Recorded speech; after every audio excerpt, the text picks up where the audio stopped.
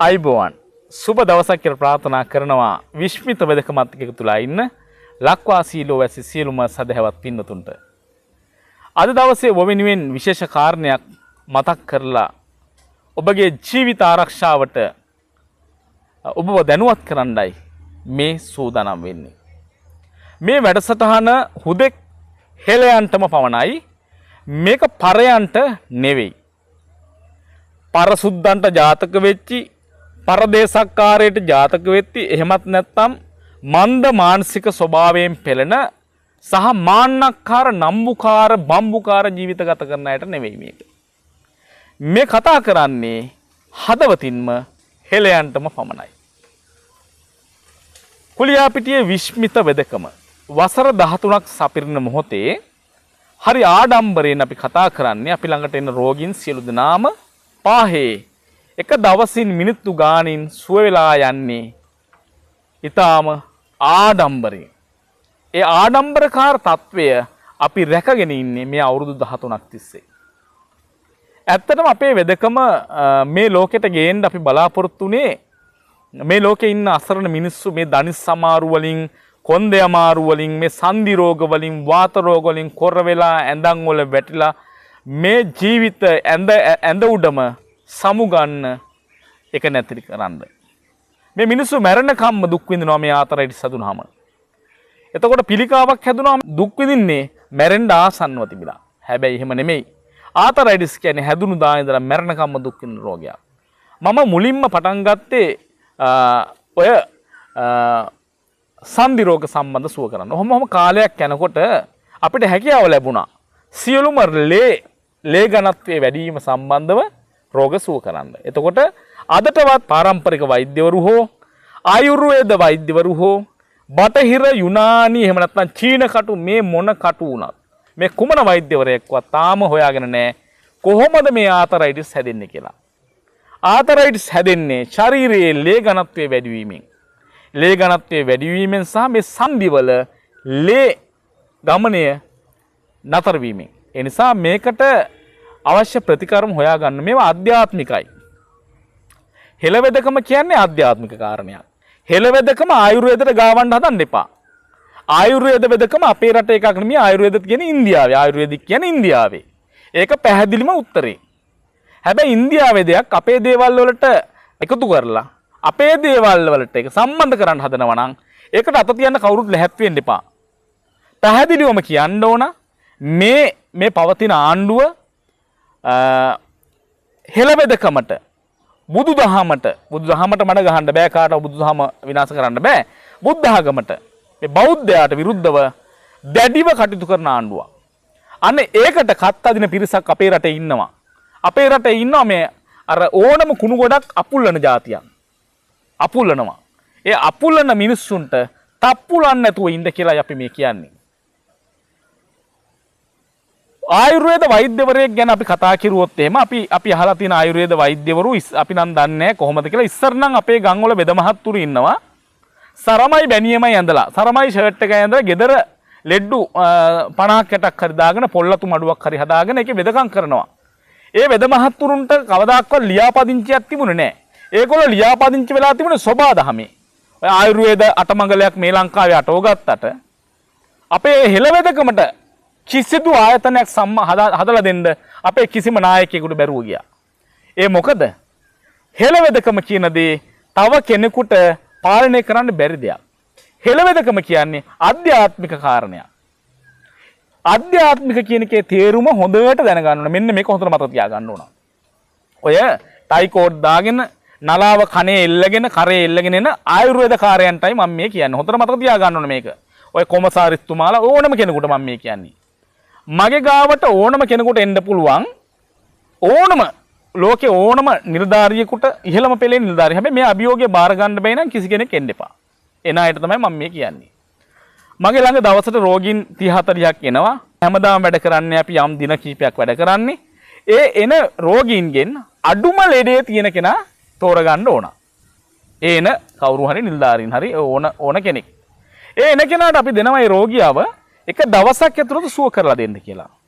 ඒ අතරේ මම අර ඉන්න රෝගීන්ගෙන් 80%කට වැඩිය සනීප කරලා යවනවා එක දවසින්.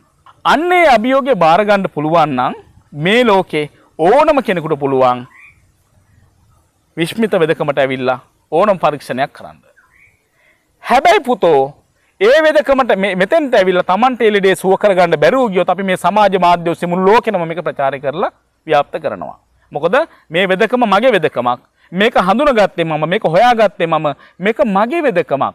මේක හෙළ වෙදකමද, ආයුර්වේදද, යුනානිද, චීන කටුද, අරකද මේකද කාටවත් අදාළ නැහැ.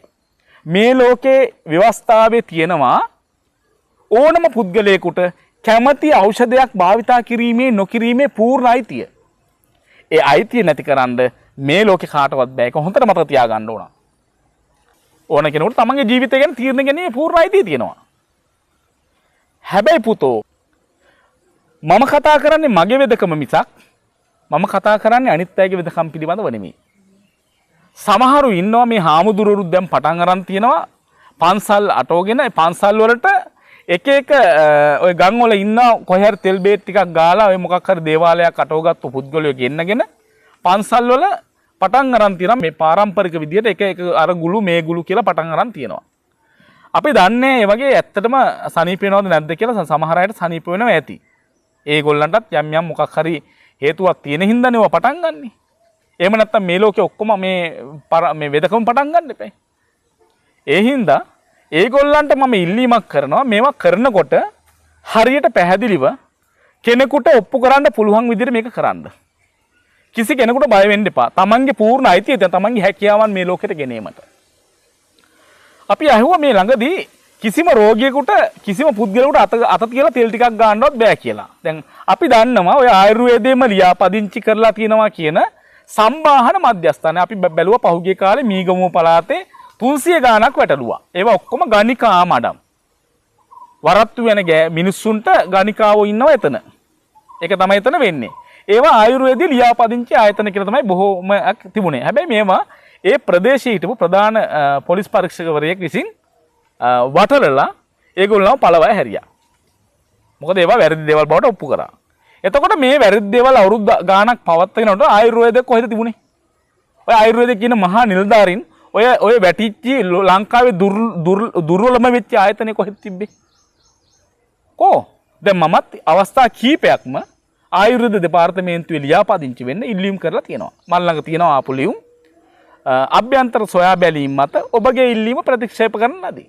මං කල්පනා කරුවා මුන්ට මෙහෙම හැමදාම ඉල්ලීම කරනකොට මම මොකටද මේක අතුරු රින්ගන්න යන්නේ කියලා මට ප්‍රතික්ෂේප කරනවා නම් මාව. මගේ වෙදකමට අත තියන්න කවුරුවත් සූදානම් වෙන්න එපා. මේක මගේ හෙළ වෙදකම.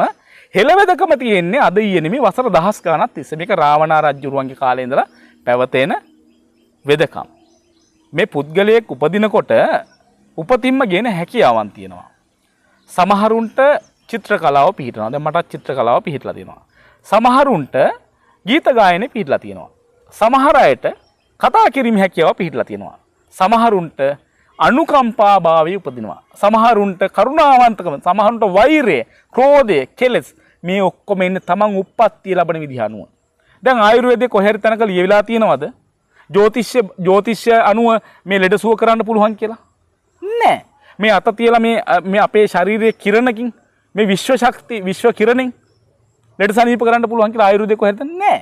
එහෙම නැත්නම් වාස්තු විද්‍යාව ලෙඩ රෝග සුව වෙන්න හොඳ වෙන්න හෝ නරක වෙන්න බලපානවා කියලා කොහෙද තියෙනවද? නෑ. ඒක ඉන්දියාවේ ක්‍රමවේදයක්. හැබැයි මේ බුද්ධියට වැටෙන දේ අධ්‍යාත්මික කියන්නේ තමන්ගේ මනස සිත දියුණු කරන දෙයක්. ඒ දේ මනාව කරගන්න ඕන අපේ වෙද මහත්තුරු හරි වෙද නෝන්ලා හරි. නැතුව නිකන් ඔය අතේ වලලු දාගෙන මේ කරේ නලාවක් දාගත්ත පළියට වෙද මහත්තෙක් මේ වෙද ડોක්ටර් වෙන්නේ නැහැ. ડોක්ටර් කියන්නේ ආචාර්ය කියන එක. ආචාර්ය වෛද්‍ය ආචාර්ය ඒ ડોක්ටර් කියලා කියනවා. ඒතකොට අපේ ડોක්ටර් කියන්නේ වෙද දොස්තර මහත්තයාටම නෙමෙයි. ඒ දොස්තර මහත්තයා කියන්නේ බටහිර වෙදකමේ. ආයුර්වේද අයටත් ડોක්ටර් කියා ගන්න ඕනකම තියෙනවා. ඒගොල්ලෝ ඒක වෙනම දෙයක්. ඔය අපේ දැන් ආයුර්වේද සභාවේ ආයතන තියෙන ආයුර්වේද රෝහල් ඒක වෙනම ක්‍රමවේදයක්. කසාය, පත්තු ඒවා. දැන් අපේ හෙළ වෙදකමේ පත්තු නැහැ. අපි කරන්නේ සන්ධි රෝගයට යම්කිසි අපි විසින් ප්‍රත්‍යක්ෂ කරගත්තු බලගත්තු ඖෂධයක්. මේ ඖෂධ කොහෙන්වත් හොයාගත්තුවා පොත්පත් වලින් ගත්තුවා නෙමෙයි. මේ ඖෂධ අපිට දැනෙන සමාධියට දුටු ඖෂධ මේවා. සමාධියෙන් දුටු ඖෂධ ප්‍රත්‍යක්ෂව සනීප කරලා ප්‍රත්‍යක්ෂ කරගත්තු ඖෂධ මේවා. ඒ ඖෂධ වලින් තමයි අපි මේ ලෙඩ සනීප කරන්නේ. සමහර ලෙඩ තියෙනවා අපි ළඟට ආපුවාම ලෙඩාට අත තියන්න අවශ්‍යත් නැහැ. යන්ත්‍ර, මන්ත්‍ර, තන්ත්‍ර මෙහෙම කියලා දෙයක්ත් තියෙනවා.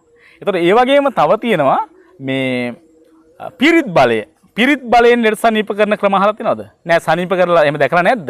එහෙම නැත්නම් අපි පෙන්වන්නම් පිරිත් බලයෙන් සනීප කරලා. එතකොට තව තියෙනවා චිත්ත බලයෙන් ලෙඩ සනීප කිරීම. ලෙඩ සනීප කරන්න පුළුවන් චිත්ත බලයෙන්. මේවා දන්නේ නැති අයට අපි උගන්වන්නම්. හැබැයි ඉගෙන ගන්න බෑ ඒවා. මොකද ඒවා අහගෙන ඉන්න පුළුවන් ඉගෙන ගන්න බෑ. මොකද ඒකට මේ බුද්ධිය කියලා තියෙනවා. අවබෝධය තියෙන්න එපා. අවබෝධය දැන් අපේ රටේ හෙළවෙදකම කියන දේ කවුරුවත් පිළිගන්න කැමති නෑනේ. බොරුවට හෙළ කියලා මේ ලෝකේ වැඩියෙන්ම හෙළ කියන වචනේ භාවිතා කරපු වර්ෂය තමයි මේ අවුරුද්ද. ඒ මොකද දැන් අපි මේ ආයුර්වේද කාර්යොත් හෙළවෙදකම කියලා දානවා. ආයුර්වේද කවදාකවත් හෙළවෙදකම දාන්න එපා. ආයුර්වේද කියන්නේ වෙනම එකක්. එහෙම නැත්නම් ඔබ ආයුර්වේද නමින් යන්න එපා. හෙළවෙදකම නමින් යන්න. හෙළවෙදකම කියන්නේ අපේ රටේ දෙයක්. අපේ රටේ හෙළවෙදකම ලියාපදිංචි කරන්න අවශ්‍යතාවයක් නැහැ. එතකොට දේවාල ක්‍රමවේදය. දේවාල ක්‍රමවේදය දේවාල වල තියෙන හෙළවෙදකම. යන්ත්‍ර නූල් දාන්නෙත් හෙළවෙදකම. පුස්කොළ පොත්වල තියෙන හෙළවෙදකම. කොහේ හරි තැනක පුස්කොළ පොත්වල තියෙන දේවල් ආයුර්වේද වෙදකම කියලා කියන්න පුළුවන්ද? නෑ. ආයුර්වේදය කියන්නේ වෙනම ක්‍රමවේදයක්. ආයුර්වේදයේ සමහර අවස්ථාවලදී සත්තුන්ගේ දිව කපලත් ගන්නවා බෙහෙතට. සත්තුන්ගේ වලිග කපලත් ගන්නවා බෙහෙතට. සත්තුන්ගේ අස්තිත් ගන්නවා බෙහෙතට. හැබැයි හෙළවෙදකමේදී එහෙම භාවිතා කරන්නේ නෑ. හෙළවෙදකමේදී ගුරුකම් වලට පමණයි සත්තුන්ගේ කොටස් හරි සත්වයක් මරලා හරි සත්වයාගේ ශරීරයේ කොටසක් ගන්නෙ. ඒ හෙළවෙදකමේදී ඒ ගුරුකම් පැත්තට. අපි දන්න කාරණේ තමයි මේ ආයුර්වේද ක්‍රමවේදය. ආයුර්වේදයේ යටතේ ආයුර්වේද ඖෂධ තියෙනවා. අපේ රටේ සියලුම මේ තනකොළ අයිති ආයුර්වේදයට. හැබැයි මේ තනකොළ සංරක්ෂණය කරන්න ආයුර්වේදයට බෑ. මේ තනකොළ කියලා කියන්නේ නැහැ ඒගොල්ලෝ කියන්නේ හෙළෝසු ආයුර්වේද ඖෂධ. ආයුර්වේද දැන් අපේ රටේ ආයුර්වේද දෙපාර්තමේන්තුවට ආයුර්වේද ඖෂධ, කෘෂිකර්ම දෙපාර්තමේන්තුවට වල් පැලෑටි.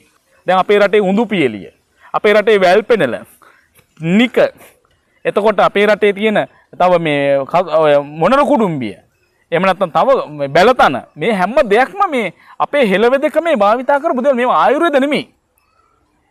එහෙම නැත්නම් ආයුර්වේද බදා ගන්න එපා මේක. ඒගොල්ලෝ එකතු වෙලා මේව කරන්න එපා. ඒ කලිසම් ගහගෙන කෝට් ඇඳගෙන ඔය මහ පුටුවල වාඩි වෙලා ඉන්න එළිට එන්න බහැලා.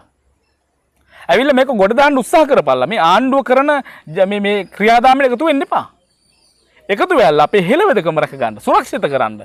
අපේ ජාතිය සුරක්ෂිත කරන්න. උඹලගේ දරුවන්ට කවදා හරි අභිමානයක් ඉතුරු වෙන්නේ එතන. හොරු ඉන්නව තමයි. හොරු ඉන්නේව අල්ලන්න වෙනම ක්‍රමවේදයක් ඕන. ඒක හරි. ඔය පාරම්පරික ඔය ආයුර්වේද නමින් යන අයට ඒව කමන්නේ. හැබැයි හෙළවෙදකම නැත තියන කවුරුවත් සූදානම් වෙන්න එපා. මට පුළුවන් නම් ඔය ඕනම කෙනෙකුට මම ප්‍රශ්න දෙකක් අහනවා මෙහාට ඇවිල්ලා උත්තර දෙන්න. ඒ ප්‍රශ්න දෙකට උත්තර දුන්නොත් ඕන කෙනෙකුට අපේ මේ වෙදකම නවත්තන්න පුළුවන්.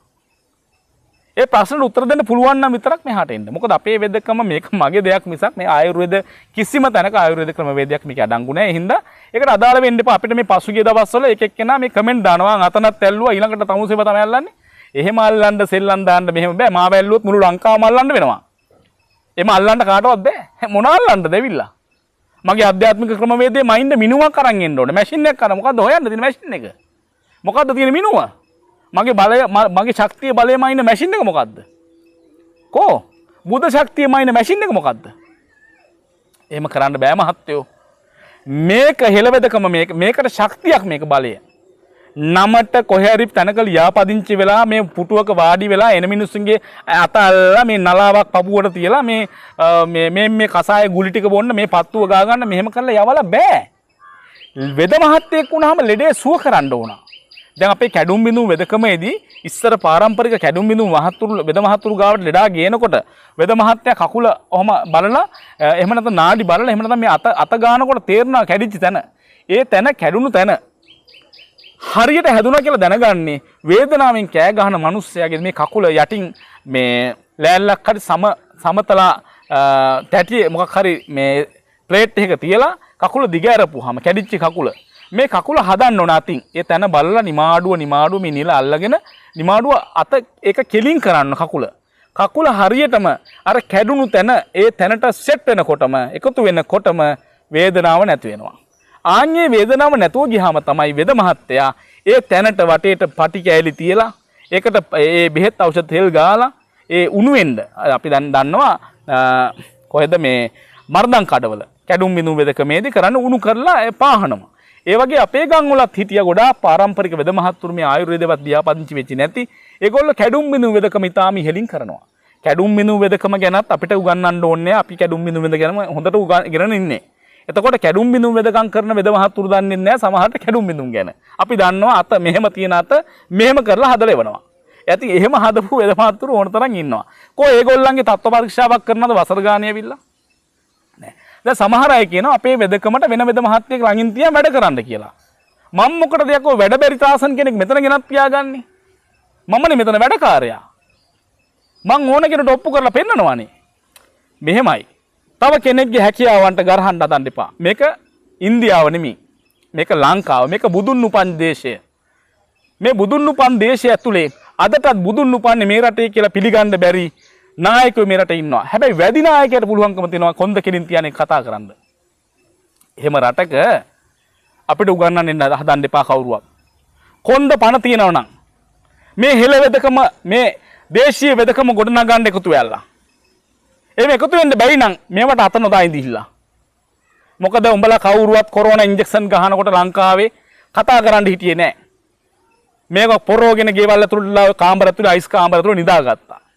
අවසානයේ මිනිස්සු heart attack හැදිලා මැරෙනකන් අංශභාගය හැදිලා අබ්බගාත වෙනකන් ගෙවල් ඇතුළේ කොර වෙනකන් පිළිකා හැදෙනකන් දියවැඩියා කොලෙස්ටරෝල් ඇවිල්ලා මිනිස්සු අබ්බගාත වෙලා ගෙවල් ඇතුළේ දුක් වෙනකන් මන්ද මානසික වෙනකන් අන්බැලන්ස් වෙලා විසිවෙවි පාරවල් ගාන යනකන් උඹලට කතා කරන්න බැරුව ගියා.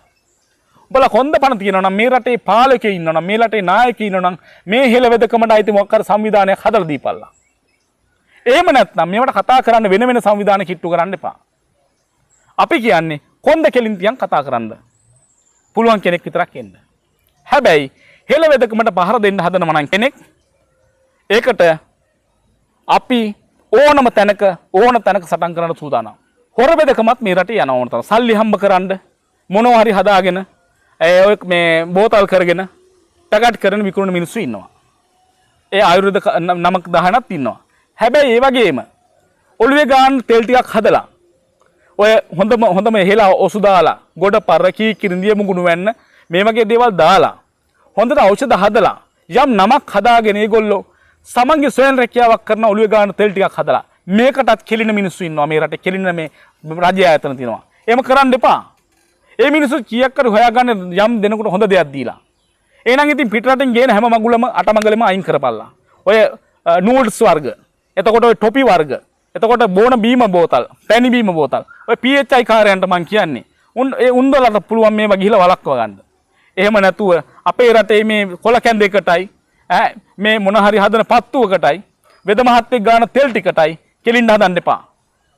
නියම මිනිස්සෙක් වෙන්න ඕන. මේ හෙළ වෙදකම රකින්න නම් කොන්ද පණ තියෙන නායකයෙක් මේ රටේ බිහි වෙන්න ඕන. මේ රටේ කොන්ද පණ නැති, ආගම දහමට ගරු කරන්නේ නැති, ධර්මයක් නැති මිනිස්සු මේ රටේ රජකම ගත්තාම මේ රටේ පාලකයෝ වුණාම මේ රටට හෙන වදිනවා. ඒක තමයි මේ රටේ වෙලා තියෙන්නේ. හැමතැනම බස් පෙරලෙනවා, කඳු කඩා වැටෙනවා, නාය යනවා, කුණාටු මේ වේලෙනවා ඌවට. ඕක තමයි රටේ තත්ත්වය. ඉතින් ඒක වෙන්නේ ඒව හඳුනා ගන්න බැරි මිනිස්සු හැමදාම එන පැත්තටම අදිනවා. හදවතින් ඔය ආයතනවල ඒක හදවතට එකගව සේවය කරන්න බැයි නම් දරුවන් පල්ලා ඔය දරුව ගැන හිතලා අයින් වෙලා උතනින්. අයින් වෙලා කුඹුරක් හේනක් කොටා ගනිilla.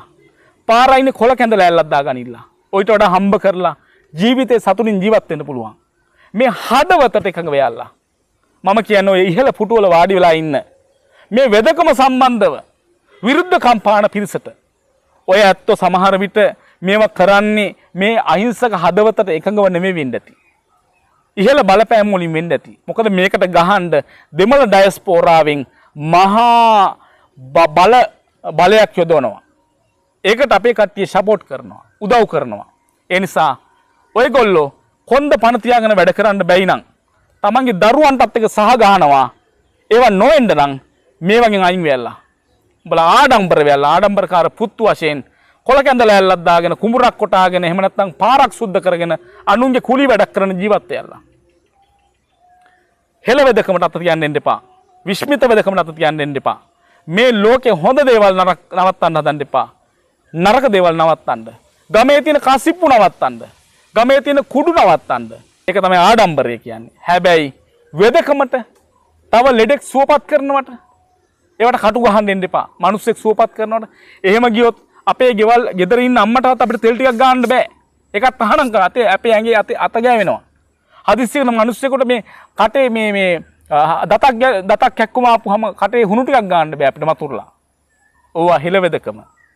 ඒ හින්දා මේවට අත තියලා පව් පුරව ගන්න එපා.